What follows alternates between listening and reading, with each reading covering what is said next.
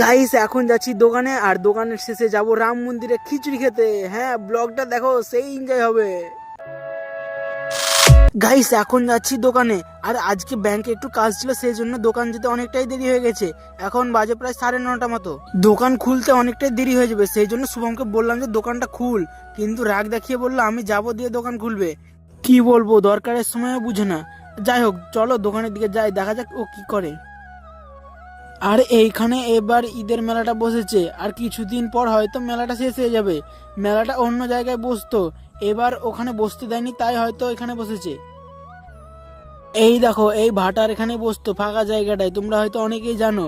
এই ভাই ভাই ভাটাতেই এই মেলাটা বসতো, এবার বসতে দেয়নি তাই ওখানে বসেছে।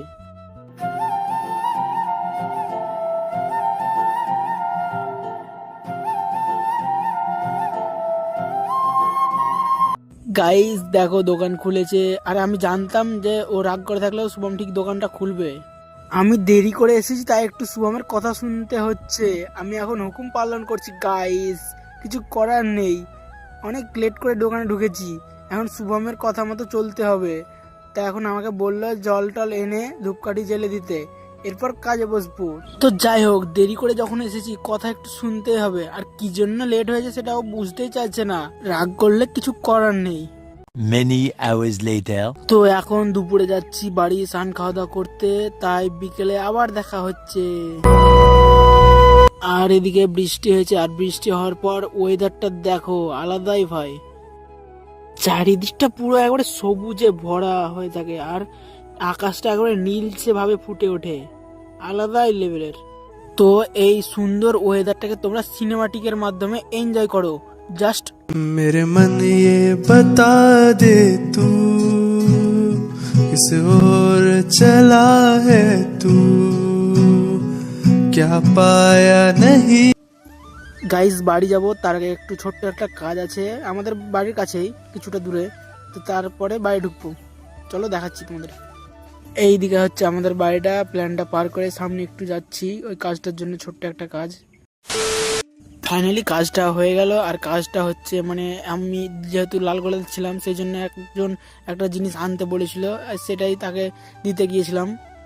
এখন বাড়ি যাব, টাটা, বিকেলে দেখা হচ্ছে। ফাইনালি স্নান খাওয়া দাওয়া করে বিকালের দিকে বেরিয়ে পড়লাম আবার দোকানের উদ্দেশ্যে। আর এখন শুভম ফোন করেছিল যে কৃষ্ণপুরে আছে স্টেশনের কাছে। যাই হোক, কৃষ্ণপুরের ব্লগ বানাতাম না, ব্লগটা একটু সামান্য একটু বড় করতে হবে, সেই জন্যই বানাচ্ছি।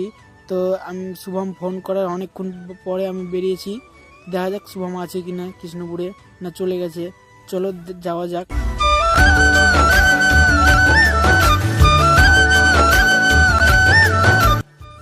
আর আমি দোকান যাচ্ছি এখন, তাই কৃষ্ণপুরের রাস্তা ধরে কৃষ্ণপুরের কাছে চলে এসেছি। এই অনেকটা লেট হয়েছে, লেট মানে কি অনেকটাই লেট হয়ে গেছে, তাই শুভম চলে গেছে। দেখো এদিকে কেউ নাই, শুভম বসে থাকতো, না হলে চলে গেছে এখন। গাইস ব্লগটা ভেবেছিলাম এই পর্যন্তই শেষ করে দেবো, কিন্তু দোকানের কাজ ফাজ শেষ করার পর তারক বলছে যে রাম মন্দিরে নাকি খিচুড়ি খাওয়াচ্ছে। চলো আর একটা ব্লগ হয়ে যাবে, ব্লগের আর একটা অংশ হয়ে যাবে। চলো খিচুড়িটা খেতে হবে, চলো। আর খিচুড়ি খেতে যাচ্ছি, সেই জন্য শুভমকে বললাম খিচুড়ি খেতে যাবে কি না, কিন্তু ও বললো যে খিচুড়ি খেতে যাবে না, বাড়ি চলে যাবে।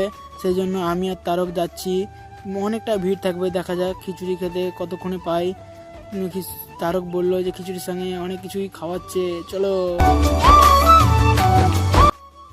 আর এই তারকও যাচ্ছে, কিন্তু তারককে ভিডিওতে নিতে বারণ করেছে। গাইস এখানে চলে এসেছি রাম মন্দিরের এখানটায়, আর এখানে বিশাল ভিড়, তোমাদেরকে দেখা একবার দেখো।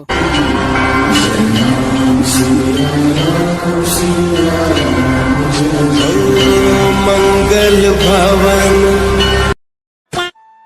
অনেক ভিড়, তাও আমরা কোনো রকমে মানে সাইড সুইট দিয়ে লাইনটা পেয়েছিলাম, খিচুড়ি খেতে পেরেছি। এখন আবার সাইকেল নিয়ে বাড়ি যাব, সাইকেলের দিকে তালা মারা আছে, চলো বাড়ির দিকে রওনা দিই।